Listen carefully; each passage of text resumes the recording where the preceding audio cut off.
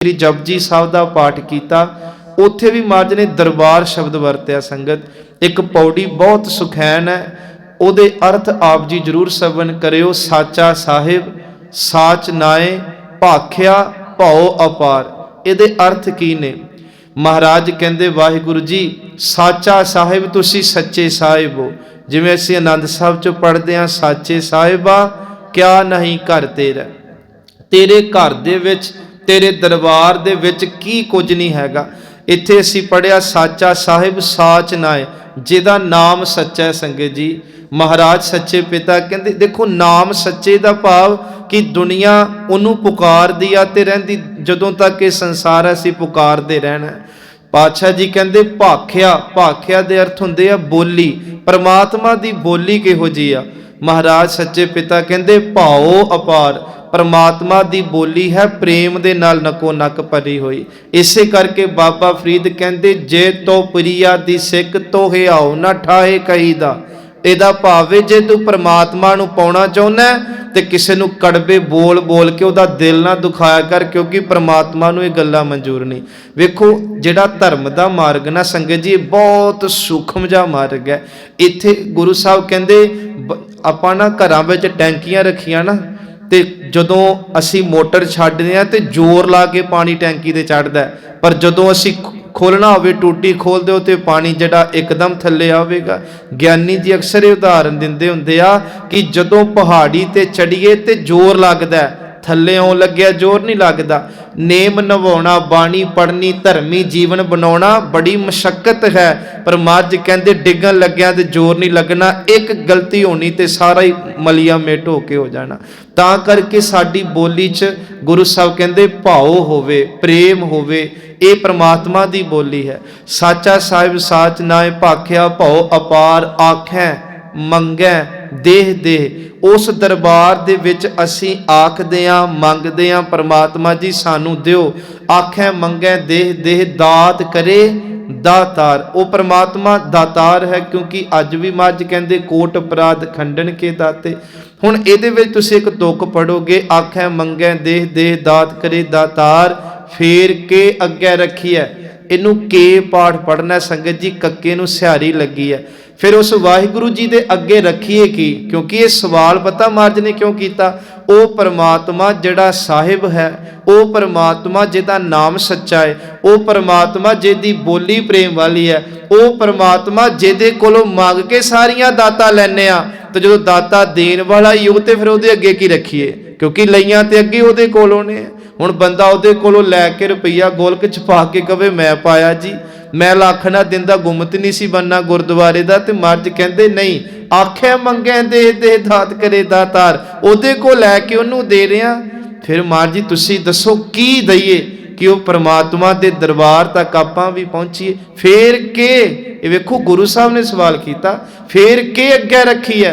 वाहिगुरु जी तुहानूं किहड़ी भेंटा करां मैं, जित दिसै आ वेखो आ गया ना शब्द। महाराज कहंदे स्वामी सन परे ओ दरबारे, सानू ओ दरबार दिस जावे, सानू परमात्मा दियां अजमतां बख्शिशां दी प्राप्ति हो जावे। जित दिसै देखिया आपां देख लईए। फिर गुरु साहब कहंदे अमृत वेला सच नाओ वडियाई विचार। संगत जी उस परमात्मा नू अपने सवास भेंट करिया करिए। उस परमात्मा नू है तां ये भी दित्ते ओहदे ही आ, पर बहुती बार बंदा टके दे के पदार्थ दे के हंकारी हो जाता है। जदों असीं वाहिगुरु जी नूं नाम जप के अपने जीवन दीयां कुछ घड़ियां देंगे, मां जो घड़ियां नूं सफलियां करनगे। क्योंकि इत्थे हुण गुरु साहब ने कहा अमृत वेला सच नाम वडियाई विचार, करमी आवे कपड़ा। ये शरीर रूपी कपड़ा जिन्हों असीं बॉडी कहने आ, महाराज कहंदे कर्मां नाल मिली आ। करमी आवे कपड़ा, अगे नदरी मोख द्वार। पर जिहड़ी परमात्मा दे दर ते पहुँच के सानू मोख दी मुक्ति दी प्राप्ति होनी है, वो ओदी नदर दे नाल होनी है। सो इत्थे है कि स्वामी शरण परियो दरबारे। असीं एक बचन पढ़ते हैं महाराज जी का, जदों शब्द हजारे दी बाणी जे कोई पढ़दा होवे ते उत्थे ना गुरु साहब ने कहा एक घड़ी ना मिलते तां कल जुग होता, हुण कद मिली है प्रिय तुद भगवंता, मोह रह ना विहावै नींद ना आवे ਤੇ ਸੱਚੇ ਗੁਰ ਦਰਬਾਰੇ ਜੀਓ। ਉੱਥੇ ਵੀ ਗੁਰੂ ਸਾਹਿਬ ਨੇ ਦਰਬਾਰ ਸ਼ਬਦ ਵਰਤਿਆ ਕਿ ਵਾਹਿਗੁਰੂ ਜੀ ਤੁਹਾਨੂੰ ਇੱਕ ਖਿੰਨ ਭੁੱਲੀਏ ਤੇ ਇਉਂ ਆ ਜਿਵੇਂ ਕਲਯੁਗ ਵਿਆਪ ਗਿਆ। ਮੈਨੂੰ ਤੁਸੀਂ ਕਿਵੇਂ ਮਿਲੋ? ਕਿਉਂਕਿ ਮੋਹੇ ਰਹਿ ਨਾ ਵਿਹਾ। ਮੈਨੂੰ ਰਾਤ ਨੀਂਦ ਨਹੀਂ ਆਉਂਦੀ, ਮੈਨੂੰ ਰਾਤਾਂ ਚੰਗੀਆਂ ਨਹੀਂ ਲੱਗਦੀਆਂ ਤੁਹਾਡੀ ਯਾਦ ਤੋਂ ਬਿਨਾ। ਮੋਹੇ ਰਹਿ ਨਾ ਵਿਹਾਵੈ, ਨੀਂਦ ਨਾ ਆਵੈ ਬਿਨ ਦੇਖੇ ਗੁਰ ਦਰਬਾਰੇ ਜੀਓ। ਹੋਂ ਘੋਲੀ ਜੀਓ ਘੋਲ ਕਮਾਈ ਤੇ ਸੱਚੇ ਗੁਰ ਦਰਬਾਰੇ ਜੀਓ। ਮਾਤ ਜੀ ਮੈਨੂੰ ਉਹ ਦਰਬਾਰ ਦੀ ਬਖਸ਼ਿਸ਼ ਪ੍ਰਾਪਤ ਕਰਵਾਓ। ਇੱਕ ਬਚਨ ਅਸੀਂ ਹੋਰ ਪੜ੍ਹਦੇ ਹਾਂ ਧਨਾਸਰੀ ਰਾਗ ਦਾ ਕਿ ਸਤਿਗੁਰ ਪਾਸ ਬਿਨੰਤੀਆਂ ਮਿਲੈ ਨਾਮ ਆਧਾਰਾ। ਇਹਦੇ ਵਿੱਚ ਨਾ ਦੋ ਤੁਕਾਂ ਧਿਆਨ ਨਾਲ ਪੜ੍ਹਿਓ। ਸੱਚ ਤੇਰੀ ਸਾਮਗਰੀ, ਸੱਚ ਤੇਰਾ ਦਰਬਾਰਾ, ਸੱਚ ਤੇਰੇ ਖਾਜੀਨਿਆ, ਸੱਚ ਤੇਰਾ ਪਾਸਾਰਾ। ਇਹਦੇ ਅਰਥ ਕੀ ਨੇ? ਸੱਚ ਤੇਰੀ ਸਮੱਗਰੀ, ਜੋ ਵੀ ਪਰਮਾਤਮਾ ਨੇ ਬਣਾਇਆ ਨਾ ਸਾਧ ਸੰਗਤ ਜੀ ਉਹ ਸੱਚ ਹੈ, ਕਿਉਂਕਿ ਇਹ ਜਗ ਸੱਚੇ ਕੀ ਹੈ ਕੋਠੜੀ, ਸੱਚੇ ਕਾ ਵਿਚਵਾਸ। ਗੁਰੂ ਸਾਹਿਬ ਕਹਿੰਦੇ ਫਿਰ ਸੱਚ ਤੇਰੀ ਸਮੱਗਰੀ, ਸੱਚ ਤੇਰਾ ਦਰਬਾਰਾ, ਤੇ ਤੇਰਾ ਦਰਬਾਰ ਵੀ ਸੱਚਾ ਹੈ। ਕਿੰਨਾ ਕੁ ਸੱਚਾ ਹੈ ਇਹਨੂੰ ਥੋੜਾ ਜਿਹਾ ਹੋਰ ਬਾਣੀ ਚੋਂ ਖੋਲੋ। ਮਾਰਜ ਕਹਿੰਦੇ ਜਦੋਂ ਅਸੀਂ ਇਹ ਪੜਾਂਗੇ ਨਾ ਕਿ ਸੱਚੇ ਪਿਤਾ ਜੀ ਤੂੰ ਮੇਰੋ ਪਿਆਰੋ ਤਾਂ ਕੈਸੀ ਭੂਖਾ, ਤੂੰ ਮਨ ਵਸਿਆ ਲੱਗੈ ਨਾ ਦੁਖਾ। ਇੱਥੇ ਨਾ ਚਾਰ ਤੁਕਾਂ ਬੜੀਆਂ ਕਮਾਲ ਦੀਆਂ ਨੇ। ਸਤਿਗੁਰੂ ਪਿਤਾ ਜੀ ਕਹਿੰਦੇ ਨੇ ਕਿ ਤੇਰੇ ਦਰਬਾਰ ਦੀ ਮਹਿਮਾ ਇੰਨੀ ਵੱਡੀ ਹੈ। ਸਤਿਗੁਰੂ ਸੱਚੇ ਪਿਤਾ ਜਾਂ ਤੁਧ ਭਾਵੈ ਤਾਂ ਹਰ ਗੁਣ ਗਾਓ, ਤੇਰੇ ਘਰ ਸਦਾ ਸਦਾ ਹੈ ਨਿਆਓ। ਮਾਰ ਜੀ ਅਸੀਂ ਤੇਰੀ ਬੰਦਗੀ ਪਤਾ ਕਿਉਂ ਕਰਦੇ ਹਾਂ? ਅਸੀਂ ਤੈਨੂੰ ਯਾਦ ਕਿਉਂ ਕਰਦੇ ਹਾਂ? ਤੇਰੇ ਭਉ ਚੋਂ ਕਿਉਂ ਰਹਿੰਦੇ ਹਾਂ? ਕਿਉਂਕਿ ਮਹਾਰਾਜ ਜੀ ਤੇਰੇ ਘਰ ਦੇ ਵਿੱਚ ਨਾਮ ਤੋਂ ਬਿਨਾ ਕੋਈ ਸਿਫਾਰਿਸ਼ ਹੀ ਨਹੀਂ ਚੱਲਣੀ। ਉੱਥੇ ਕੇਵਲ ਬੰਦਗੀ, ਉੱਥੇ ਕੇਵਲ ਨਾਮ, ਉੱਥੇ ਕੇਵਲ ਸ਼ੁਭ ਅਮਲ ਕੰਮ ਆਉਣੇ ਆ। ਤਾਂ ਕਰਕੇ ਮਹਾਰਾਜ ਕਹਿੰਦੇ ਸੱਚ ਤੇਰਾ ਦਰਬਾਰਾ, ਸੱਚ ਤੇਰੇ ਖਾਜੀਨਿਆ।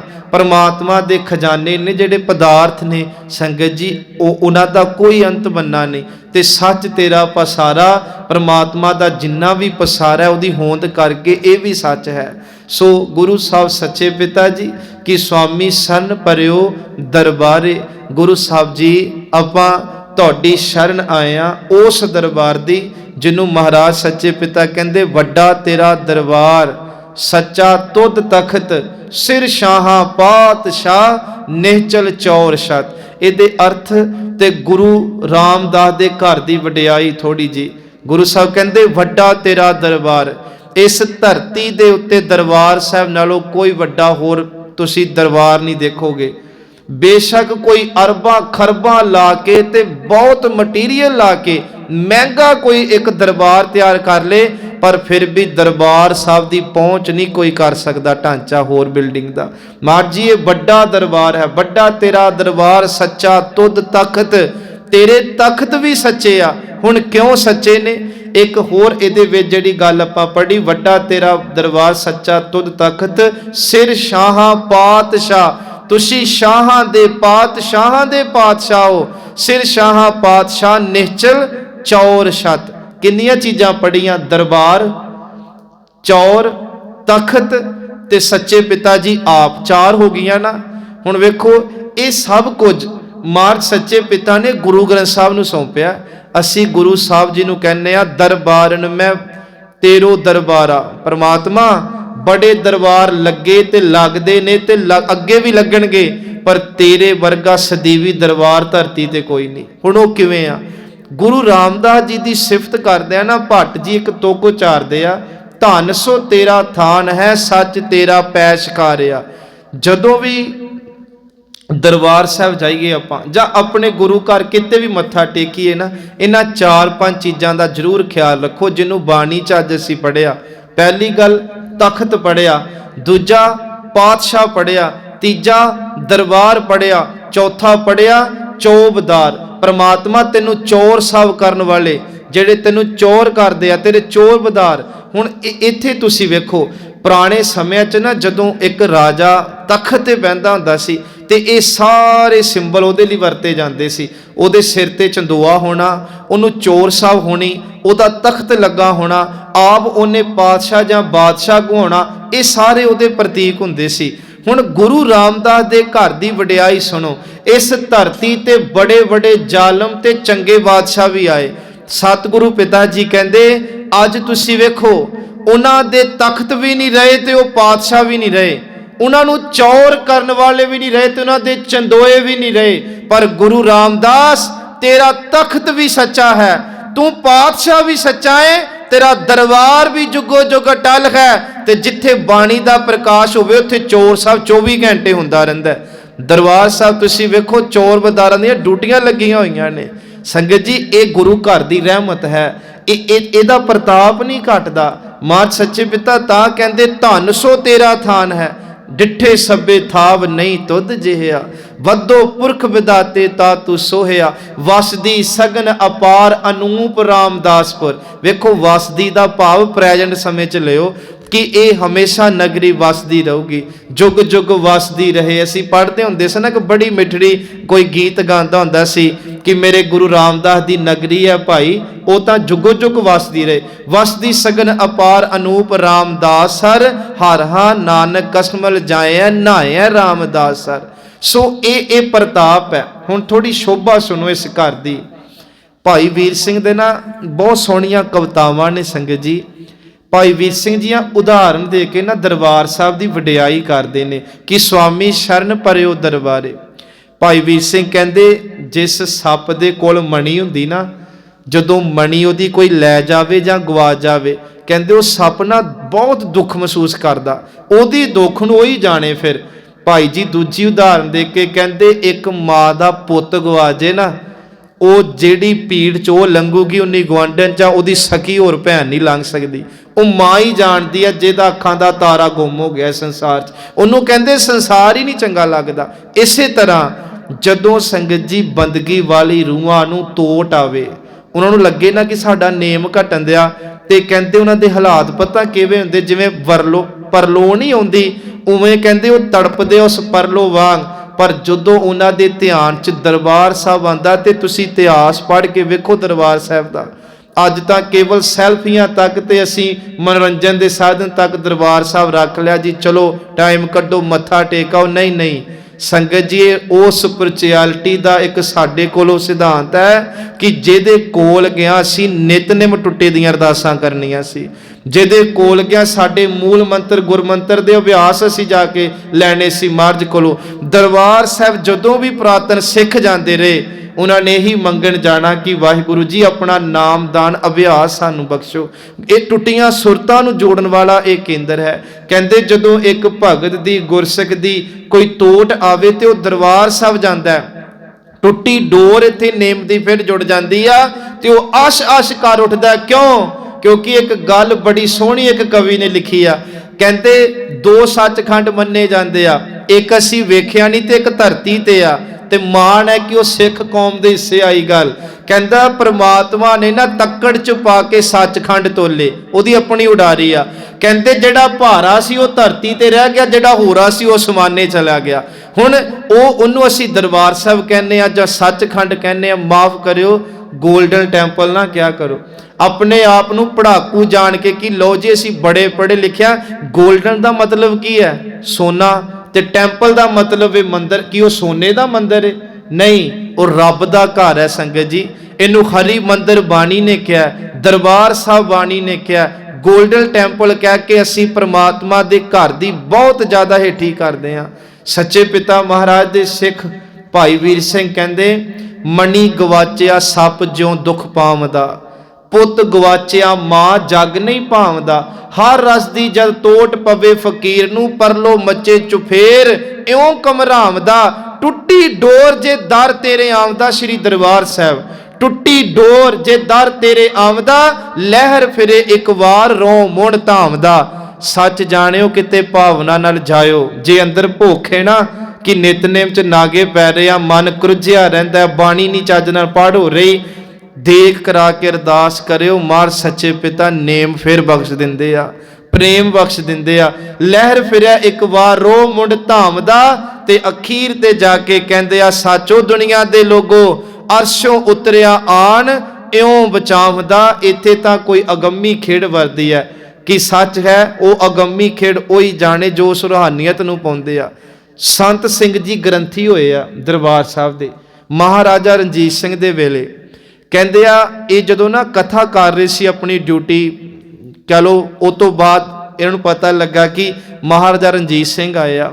ਹੁਣ ਧਿਆਨ ਰੱਖਿਓ, ਜਿਨ੍ਹਾਂ ਦੇ ਇਖਲਾਕ ਹੁੰਦੇ ਸੀ, ਬੜੀ ਪਾਵਰ ਸੀ, ਖਾਲਸੇ ਦਾ ਰਾਜ ਸੀ ਉਹਦੇ ਕੋਲ। ਕਹਿੰਦੇ ਜਦੋਂ ਨਾ ਮਹਾਰਾਜਾ ਰਣਜੀਤ ਸਿੰਘ ਜੀ ਦਰਬਾਰ ਸਾਹਿਬ ਆਏ, ਮੱਥਾ ਟੇਕਿਆ, ਗ੍ਰੰਥੀ ਸਿੰਘ ਨੂੰ ਦੱਸਿਆ ਜੀ ਮਹਾਰਾਜਾ ਜੀ ਆਏ ਨੇ।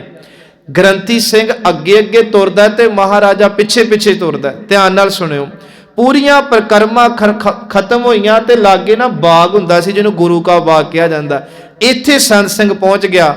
ਹੁਣ ਮਹਾਰਾਜ ਨੂੰ ਕਹਿੰਦਾ ਮਹਾਰਾਜਾ ਜੀ ਤੁਸੀਂ ਅੱਗੇ ਲੱਗੋ, ਹੁਣ ਮੈਂ ਤੁਹਾਡੇ ਪਿੱਛੇ। ਉਹ ਕਹਿਣ ਲੱਗਾ ਮੈਂ ਤੇਰੀ ਗੱਲ ਨੂੰ ਨਹੀਂ ਸਮਝਿਆ। ਕਹਿੰਦੇ ਤੇਰੇ ਸਾਨੂੰ ਸੰਤਰੀ ਕਹਿੰਦੇ ਇਹ ਮਹਾਰਾਜਾ ਹੈ। ਇੱਕ ਗੱਲ ਯਾਦ ਰੱਖੀ, ਖਾਲਸੇ ਦਾ ਮਹਾਰਾਜਾ ਹੋ ਸਕਦਾ ਹੈ, ਪਰ ਸ਼੍ਰੀ ਦਰਬਾਰ ਸਾਹਿਬ ਦੇ ਘਰ ਦਾ ਤੂੰ ਵੀ ਕੂਕਰ ਏ, ਤੂੰ ਵੀ ਆਮ ਸਿੱਖ ਏ। ਮੈਂ ਇਸ ਘਰ ਦਾ ਗ੍ਰੰਥੀ ਆ। ਜਦੋਂ ਤੱਕ ਗੁਰੂ ਰਾਮਦਾਸ ਜੀ ਦੀਆਂ ਪ੍ਰਕਰਮਾਂ ਚੱਲਦੀਆਂ ਰਹੀਆਂ ਤੂੰ ਕੇਵਲ ਇੱਕ ਆਮ ਸਿੱਖ ਸੀ। ਇੱਥੋਂ ਤੇਰੇ ਰਾਜ ਦੀਆਂ ਸਰਹੱਦਾਂ ਸ਼ੁਰੂ ਹੋ ਗਈਆਂ, ਹੁਣ ਤੂੰ ਅਗਵਾਈ ਕਰ, ਮੈਂ ਤੇਰੇ ਪਿੱਛੇ ਹੁੰਨਾ। ਇਹ ਉਸ ਦਰਬਾਰ ਦੀ ਮਹਿਮਾ ਦੱਸਦਾ ਸੀ ਉਹ ਗ੍ਰੰਥੀ। ਤੇ ਗੁਰੂ ਰਾਮਦਾਸ ਜੀ ਦਾ ਕਿੰਨਾ ਸਤਿਕਾਰ ਸੀ ਮਹਾਰਾਜਾ ਰਣਜੀਤ ਸਿੰਘ ਜੀ ਦੇ ਅੰਦਰ। ਕਹਿੰਦੇ ਇੱਕ ਵਾਰ ਇੱਕ ਚਿੱਤਰਕਾਰ ਆਇਆ ਮਹਾਰਾਜਾ ਰਣਜੀਤ ਸਿੰਘ ਜੀ ਕੋਲ, ਆ ਕੇ ਕਹਿੰਦਾ ਜੀ ਮਹਾਰਾਜ ਮੈਂ ਤੁਹਾਡੀ ਤਸਵੀਰ ਬਣਾਉਣੀ ਆ। ਮਹਾਰਾਜਾ ਰਣਜੀਤ ਸਿੰਘ ਕਹਿੰਦੇ ਜ਼ਰੂਰ ਬਣਾਓ, ਪਰ ਕਹਿੰਦੇ ਜਿਵੇਂ ਦੀ ਮੈਂ ਚਾਹੁੰਦਾ ਉਦਾਂ ਦੀ ਸਵਾਮੀ ਸ਼ਰਨ ਪਰਿਓ ਦਰਬਾਰੇ। ਮੈਂ ਵਿਸ਼ੇ ਤੋਂ ਬਾਹਰ ਨਹੀਂ ਗਿਆ। ਉਹ ਕਹਿਣ ਲੱਗਾ ਜੀ ਦੱਸੋ ਕਿਵੇਂ? ਕਹਿੰਦੇ ਮੈਂ ਗਲ 'ਚ ਪੱਲੂ ਪਾਇਆ ਹੋਵੇ ਤੇ ਦਰਬਾਰ ਸਾਹਿਬ ਗੁਰੂ ਰਾਮਦਾਸ ਦੇ ਦਰ ਤੇ ਮੱਥਾ ਟੇਕ ਝੋਲੀ ਅੱਡ ਕੇ ਭਖਾਰੀ ਬਣ ਕੇ ਖਲੋਤਾ ਵਾਂ, ਇਹ ਤਸਵੀਰ ਬਣਾ। ਹੁਣ ਉਹ ਚਿੱਤਰਕਾਰ ਪਤਾ ਹੀ ਕਹਿੰਦਾ ਨਹੀਂ ਇਹ 'ਚ ਤੁਹਾਡੀ ਫੋਟੋ ਹੀ ਨਹੀਂ ਆਉਣੀ, ਕਿਉਂਕਿ ਜਦੋਂ ਦਰਬਾਰ ਸਾਹਿਬ ਹੋਵੇਗਾ ਤੇ ਤੁਸੀਂ ਭਖਾਰੀ ਬਣ ਕੇ ਖਲੋਤੇ ਹੋ, ਤੁਹਾਡੀ ਤੇ ਫੋਟੋ 'ਚ ਪਿੱਠ ਦਿਸਣੀ ਆ, ਤੁਹਾਡਾ ਫੇਸ ਨਹੀਂ ਦਿਸਣਾ। ਰੋਕ ਕੇ ਇੱਕ ਗੱਲ ਕਹੀ ਸੀ, ਮੈਂ ਇਹੀ ਤੇ ਚਾਹੁੰਦਾ ਕਿ ਜਦੋਂ ਖਾਲਸੇ ਰਾਜ ਦੀ ਗੱਲ ਚੱਲੇ, ਜਦੋਂ ਮਹਾਰਾਜਾ ਰਣਜੀਤ ਸਿੰਘ ਦੀ ਗੱਲ ਚੱਲੇ, ਭਾਵੇਂ ਚਿੱਤਰ ਬਣਾਉਣ ਦੀ ਹੋਵੇ ਤੇ ਭਾਵੇਂ ਹਿਸਟਰੀ ਦੀ, ਬਸ ਗੁਰੂ ਰਾਮਦਾਸ ਜੀ ਦਾ ਚਿਹਰਾ ਹੋਵੇ, ਮੈਂ ਭਖਾਰੀ ਬਣ ਕੇ ਉਹਦੇ ਦਰ ਤੇ ਖਲੋਤਾ ਹਾਂ। ਇਹ ਹੈ ਦਰਬਾਰ ਸਾਹਿਬ ਦੀ ਉਪਮਾ। ਸੱਚ ਜਾਣਿਓ ਕਿੱਡੀ ਕੁ ਦੂਰ ਸੀ ਲਾਹੌਰ ਇੱਥੋਂ, ਅੰਮ੍ਰਿਤਸਰ ਤੋਂ 35 ਕਿਲੋਮੀਟਰ ਕਿਹਾ ਜਾਂਦਾ। ਸੰਗਤ ਜੀ ਕਦੇ ਵੀ ਪਿੱਠ ਨਹੀਂ ਸੀ ਕੀਤੀ। ਤਖਤ ਲਾਣ ਲੱਗਿਆ ਨਾ ਦਰਬਾਰ ਸਾਹਿਬ ਵੱਲ ਪਿੱਠ ਨਹੀਂ ਸੀ ਕਰਦੇ ਹੁੰਦੇ। ਹਮੇਸ਼ਾ ਜਿਹੜਾ ਸੀ ਉਹ ਇੱਧਰ ਮੁੱਖ ਰੱਖਦੇ ਹੁੰਦੇ ਸੀ ਤੇ ਇੱਕੋ ਗੱਲ ਕਹਿੰਦੇ ਸੀ, ਇਹ ਕਾਣੇ ਨੂੰ ਤਖਤ ਦਿਵਾਉਣ ਵਾਲਾ ਮੇਰਾ ਧੰਨ ਗੁਰੂ ਰਾਮਦਾਸ ਹੈ। ਇਹ ਵਡਿਆਈ ਸੀ ਉਸ ਘਰ ਦੀ, ਜਿਸ ਵਡਿਆਈ ਨੂੰ ਹਰ ਸਿੱਖ ਇੱਕ ਸਿਖਰ ਤੇ ਰੱਖਦਾ। ਫਿਰ ਇਸ ਘਰ ਦੀ ਹੋਰ ਵਡਿਆਈ ਸੁਣੋ। ਜਦੋਂ ਆਪਾਂ ਦਰਬਾਰ ਸਾਹਿਬ ਜਾਂਦੇ ਆ ਨਾ, ਦੁਨੀਆ ਦੇ ਅੰਦਰ ਜਿੰਨੇ ਵੀ ਮੰਦਿਰ ਹੋਏ ਨੇ ਉਹਨਾਂ ਦੀਆਂ ਪੌੜੀਆਂ ਚੜ੍ਹ ਕੇ ਜਾਣਾ ਪੈਂਦਾ। ਇੱਥੋਂ ਤੱਕ ਕਈ ਵਾਰੀ ਬੰਦਾ ਹਾਪ ਹੀ ਜਾਂਦਾ, ਕਿਉਂਕਿ ਬੜੀ ਬੜੀ ਉੱਚੀ ਜਿਹੜੇ ਪਹਾੜਾਂ ਦੇ ਉੱਤੇ ਨੇ ਮੰਦਿਰ ਨੇ, ਜਾਂ ਹੋਰ ਕਹਿ ਲਓ ਇੱਕੋ ਇੱਕ ਦਰਬਾਰ ਸਾਹਿਬ ਧਰਤੀ ਤੇ ਇਦਾਂ ਦਾ ਜਿਨ੍ਹਾਂ ਦੀਆਂ ਪੌੜੀਆਂ ਉਤਰ ਕੇ ਤੁਸੀਂ ਮੱਥਾ ਟੇਕਣ ਜਾਂਦੇ ਹੋ। ਕਦੇ ਨੋਟ ਕੀਤਾ? ਮੈਂ ਤਾਂ ਕਹਿਣਾ ਕਿ ਗੁਰੂ ਘਰ ਦੇ ਵਿੱਚ ਹਰ ਚੀਜ਼ ਨੂੰ ਬਿਨਾਂ ਲੌਜਿਕ ਤੋਂ ਨਹੀਂ ਰੱਖਿਆ ਗਿਆ। ਹਰ ਚੀਜ਼ ਦੇ ਵਿੱਚ ਮਹਾਰਾਜ ਨੇ ਇੱਕ ਬੜੀ ਕਹਿ ਲੋ ਕਿ ਅੰਤਰੀਵੀ ਭਾਵ ਰੱਖੇ ਹੋਏ ਨੇ। ਹੁਣ ਪੌੜੀਆਂ ਉਤਰ ਕੇ ਜਾਣ ਦਾ ਭਾਵ ਕਿ ਜਿਹੜੇ ਮਰਜੀ ਬੂਏ ਥਾਣੀ ਆ ਜਾਓ ਤੁਸੀਂ, ਸਾਰੀਆਂ ਪੌੜੀਆਂ ਉਤਰ ਕੇ ਦਰਬਾਰ ਸਾਹਿਬ ਦੀ ਪਰਿਕਰਮਾ ਕਰੋਗੇ। ਉਹਦਾ ਇਹ ਭਾਵ ਹੈ ਕਿ ਕੱਲਾ ਤੂੰ ਆਪਣੇ ਬੋਡੀ ਦੇ ਕਰਕੇ ਚਰਨਾਂ ਲਾਲਾ ਥੱਲੇ ਉਤਰ, ਹੰਕਾਰ ਦੀਆਂ ਪੌੜੀਆਂ ਲਾ ਕੇ ਆ। ਜਿਵੇਂ ਤਨ ਕਰਕੇ ਪੌੜੀ ਲਾ ਕੇ ਆਨਾ, ਤੈਨੂੰ ਦਰਬਾਰ ਸਾਹਿਬ ਮੱਥਾ ਟੇਕਣਾ ਨਸੀਬ ਹੁੰਦਾ ਹੈ। ਤੂੰ ਹੰਕਾਰ ਦੀਆਂ ਪੌੜੀਆਂ ਲਾ, ਤੈਨੂੰ ਰੱਬ ਦੀ ਪ੍ਰਾਪਤੀ ਹੋਵੇਗੀ। ਇਹ ਸੂਚਕ ਹੈ ਇਹਨਾਂ ਪੌੜੀਆਂ ਦਾ। ਇੱਕ ਹੋਰ ਵਡਿਆਈ ਸੁਣੋ ਇਸ ਘਰ ਦੀ। ਸੱਚੇ ਪਿਤਾ ਮਹਾਰਾਜ ਜੀ ਜਦੋਂ ਦਰਬਾਰ ਸਾਹਿਬ ਦੇ ਸਾਹਮਣੇ ਅਕਾਲ ਤਖਤ ਬਣਾਉਂਦੇ ਨੇ ਨਾ, ਇੱਕ ਦਿਨ ਆਪਾਂ ਵਿਚਾਰ ਕੀਤੀ ਸੀ ਕਿ ਜੱਸਾ ਸਿੰਘ ਨੇ ਕਿਹਾ ਸੀ ਦਰਬਾਰ ਸਾਹਿਬ ਜਦੋਂ ਦੂਜੀ ਵਾਰੀ ਬਿਲਡਿੰਗ ਬਣੀ ਕਿ ਗੁਰਸਿੱਖ ਹੀ ਬਣਾਉਣ, ਅੰਮ੍ਰਿਤਧਾਰੀ ਸਿੰਘ ਬਣਾਉਣ। ਤੇ ਜਦੋਂ ਸਾਹਮਣੇ ਅਕਾਲ ਤਖਤ ਬਣਿਆ ਸੀ ਨਾ ਸੰਗਤ ਜੀ, ਉਦੋਂ ਵੀ ਕੇਵਲ ਬਾਬਾ ਬੁੱਢਾ ਜੀ, ਭਾਈ ਗੁਰਦਾਸ ਜੀ ਤੇ ਖੁਦ ਗੁਰੂ ਹਰਗੋਬਿੰਦ ਪਾਤਸ਼ਾਹ ਜੀ ਰਾਜ ਮਿਸਤਰੀ ਬਣੇ ਸੀ। ਕਿਸੇ ਹੋਰ ਚੌਥੇ ਬੰਦੇ ਨੂੰ ਨਹੀਂ ਸੀ ਲੱਗਣ ਦਿੱਤਾ ਮਹਾਰਾਜ ਨੇ। ਗੁਰੂ ਸਾਹਿਬ ਕਹਿੰਦੇ, ਇਤਿਹਾਸਕ ਬੋਲੇ ਨੇ, ਕਿਸੀ ਰਾਜ ਨਾ ਹੱਥ ਲਗਾਇਓ, ਬੁੱਢਾ ਉਹ ਗੁਰਦਾਸ ਬਣਾਇਓ। ਕਿ ਇਹਨਾਂ ਨੇ ਹੁਣ ਜਦੋਂ ਤੁਸੀਂ ਦਰਬਾਰ ਸਾਹਿਬ ਬੈਠੋਗੇ ਨਾ, ਤੁਹਾਨੂੰ ਅਕਾਲ ਤਖਤ ਸਾਹਿਬ ਨਹੀਂ ਕਦੇ ਦਿਸੇਗਾ। ਕਦੇ ਇਹਨੂੰ ਨੋਟ ਕਰਿਓ। ਤੇ ਜਦੋਂ ਤੁਸੀਂ ਆਪਣੇ ਤਖਤ ਸਾਹਿਬ ਬਹਿ ਕੇ ਕੋਈ ਪਾਠ ਕਰੋਗੇ ਕੀਰਤਨ ਦੇ ਸਾਹਮਣੇ, ਤੁਹਾਨੂੰ ਦਰਬਾਰ ਸਾਹਿਬ ਦਿਸੂਗਾ। ਇਹਦੇ ਵਿੱਚ ਵੀ ਬੜਾ ਵੱਡਾ ਇੱਕ ਲੌਜਿਕ ਆ, ਅੰਤਰ ਹੈ, ਕਹਿ ਲਓ ਕਿ ਬੜਾ ਵੱਡਾ ਭਾਵ ਹੈ। ਉਹ ਕਿਹੜਾ? ਅਕਾਲ ਤਖਤ ਤੇ ਰਾਜਨੀਤੀ ਦਾ ਸੂਚਕ। ਉਥੋਂ ਜਿਹੜੀ ਗੱਲ ਚੱਲਦੀ ਆ ਕਿ ਅਸੀਂ ਕਿਵੇਂ ਤਖਤਾਂ ਦੇ ਰਾਜੇ ਬਣਨਾ ਹੈ। ਦਰਬਾਰ ਸਾਹਿਬ ਏ ਰੂਹਾਨੀਅਤ ਦਾ ਸੂਚਕ। ਇਹਦਾ ਇਹ ਭਾਵ ਏ ਕਿ ਜਦੋਂ ਅਸੀਂ ਦਰਬਾਰ ਸਾਹਿਬ ਬਹਿ ਕੇ ਕੀਰਤਨ ਸੁਣੀਏ, ਪਾਠ ਕਰੀਏ ਜਾਂ ਧਿਆਨ ਲਾਈਏ, ਸਾਡਾ ਧਿਆਨ ਬਿਲਕੁਲ ਵੀ ਦੁਨੀਆ ਦੇ ਖਿਆਲਾਂ 'ਚ ਨਹੀਂ ਜਾਣਾ ਚਾਹੀਦਾ। ਰਾਜਨੀਤੀ ਹੋਵੇ ਤੇ ਭਾਵੇਂ ਪਦਾਰਥੀ ਬਿਰਤੀ ਹੋਵੇ, ਪਰ ਜਦੋਂ ਤੁਸੀਂ ਕੋਈ ਕੌਮ ਦੇ, ਸਰਬੱਤ ਖਾਲਸੇ ਦੇ ਜਾਂ ਕਿਸੇ ਪ੍ਰਕਾਰ ਦੇ ਅਕਾਲ ਤਖਤ ਤੇ ਬਹਿ ਕੇ ਫੈਸਲੇ ਕਰੋ ਤੇ ਤੁਹਾਨੂੰ ਦਰਬਾਰ ਸਾਹਿਬ ਨਹੀਂ ਭੁੱਲਣਾ ਚਾਹੀਦਾ। ਭਾਵ ਤੁਸੀਂ ਧਰਮ 'ਚ ਰਹਿ ਕੇ ਜਦੋਂ ਫੈਸਲੇ ਕਰੋਗੇ ਤੇ ਕਦੇ ਵੀ ਸਮਾਜ ਦਾ ਤੇ ਕੌਮ ਦਾ ਬੇੜਾ ਨਹੀਂ ਡੁੱਬੋਗੇ। ਇਹ ਗੁਰੂ ਰਾਮਦਾਸ ਦੀ ਕਿਰਪਾ, ਗੁਰੂ ਅਰਜਨ ਦੇਵ ਮਹਾਰਾਜ ਦੀ। ਸੋ ਇਸ ਘਰ ਦੀਆਂ ਵਡਿਆਈਆਂ ਨੇ ਸਾਧ ਸੰਗਤ। ਇੱਕ ਹੋਰ ਵਡਿਆਈ ਇਸ ਦਰਬਾਰ ਦੀ ਕਹਿਣੀ ਆ। ਕਹਿੰਦੇ ਭਾਈ ਨੰਦ ਲਾਲ ਜੀ ਨੇ ਨਾ ਜੀ ਔਰੰਗਜ਼ੇਬ ਦੇ ਦਰਬਾਰ 'ਚ ਨਾ ਇੱਕ ਆਇਤ ਦੇ, ਕੁਰਾਨ ਦੀ ਆਇਤ ਦੇ ਅਰਥ ਕੀਤੇ। ਹੁਣ ਭਾਈ ਨੰਦ ਲਾਲ ਜੀ ਹਿੰਦੂ ਨੇ। ਇਹ ਅਰਥ ਜਦੋਂ ਕੁਝ ਵਿਦਵਾਨ ਕਹਿੰਦੇ ਆ ਕਿ ਸ਼ਹਿਜ਼ਾਦਾ ਮੁਅੱਜ਼ਮ ਹੋਏ ਨੇ ਔਰੰਗਜ਼ੇਬ ਦੇ ਪੁੱਤਰ, ਉਹਨੇ ਅਰਥ ਕੀਤੇ। ਤੇ ਔਰੰਗਜ਼ੇਬ ਕਹਿਣ ਲੱਗਾ ਕਿ ਇਹ ਅਰਥ ਮੈਨੂੰ ਲੱਗ, ਕਿਉਂਕਿ ਤੂੰ ਮੇਰਾ ਪੁੱਤਰ ਹੈ, ਮੈਨੂੰ ਪਤਾ ਇਹ ਅਰਥ ਤੇਰੇ ਕੀਤੇ ਨਹੀਂ, ਤੂੰ ਇਹ ਅਰਥ ਬਹੁਤ ਸੋਹਣੇ ਕੀਤੇ, ਕਿੱਥੋਂ ਪੜ੍ਹਿਆ? ਉਹ ਕਹਿਣ ਲੱਗੇ ਜੀ ਮੇਰਾ ਟੀਚਰ, ਮੇਰਾ ਅਧਿਆਪਕ ਜਿਹੜਾ ਨਾ ਉਹ ਨੰਦ ਲਾਲ ਏ। ਔਰੰਗਜ਼ੇਬ ਨੂੰ ਇੱਕ ਖੁਸ਼ੀ ਹੋਈ ਕਿ ਇੰਨੇ ਸੋਹਣੇ ਅਰਥ ਮੈਂ ਨਹੀਂ ਅੱਜ ਤੱਕ ਇਸ ਆਇਤ ਦੇ ਸੁਣੇ।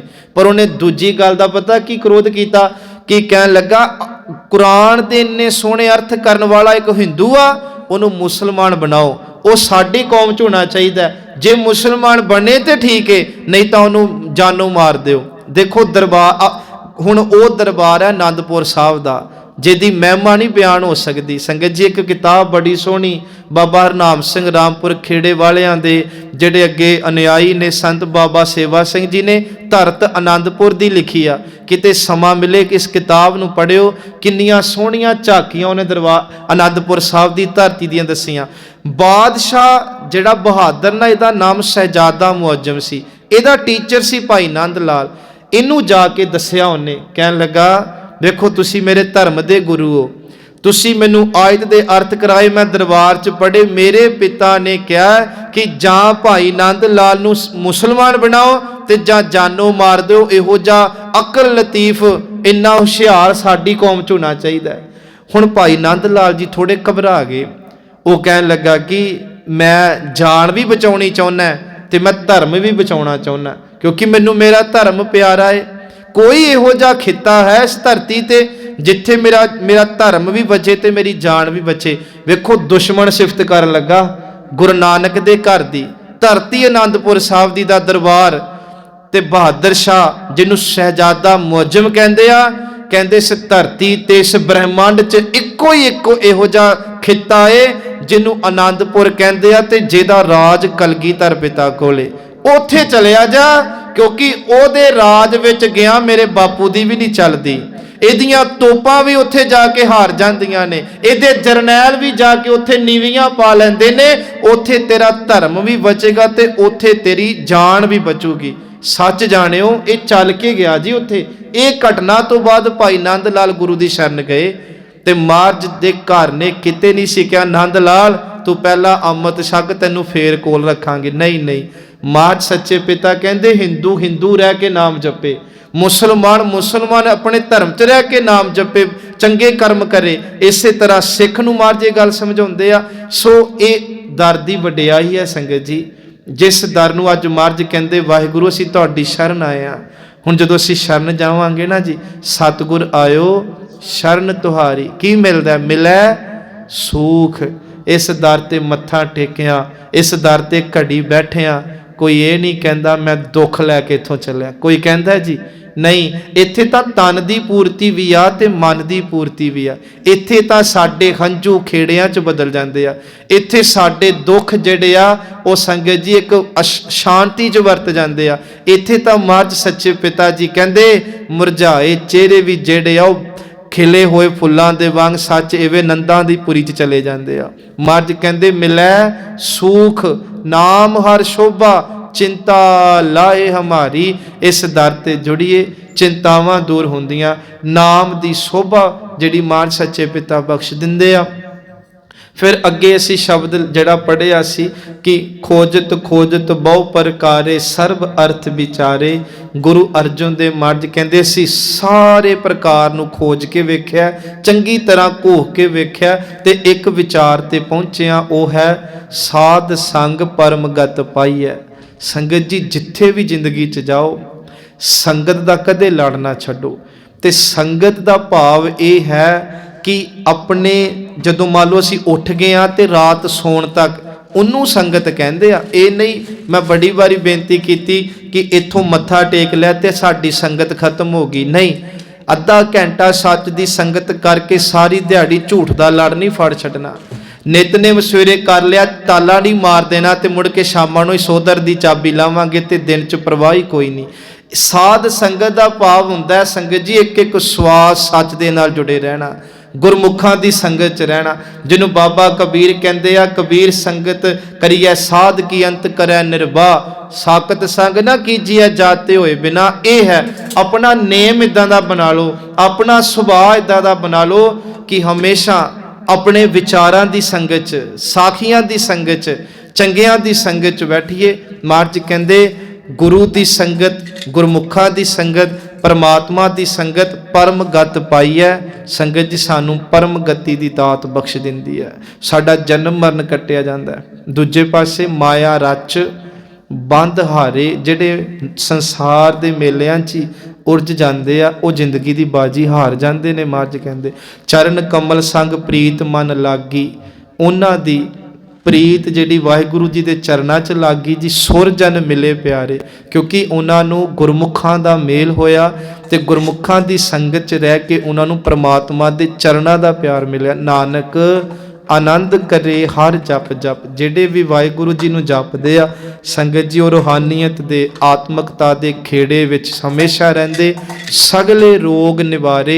परमात्मा दा नाम सारे रोगां नूं काटण वाला है। मेरा वैद गुरु गोबिंदा, हर हर नाम औखद मुख देवै काटै जम की फंदा। सो इस नाम नाल बाणी नाल इन्ना प्यार करो जिन्ना अपने धीआं पुत्रां नूं करदे हो, इन्ना प्यार करो जिन्ना अपने बिजनेस नूं करदे हो, इन्ना प्यार करो जिन्ना अपने शरीर नूं करदे हो, इन्ना प्यार करो जिन्ना संसार नूं करदे हो। एक उदाहरण है, इन्ना कि भी कर लांगे साडे बेड़े बन्ने लग जाने जी। बेनत भुल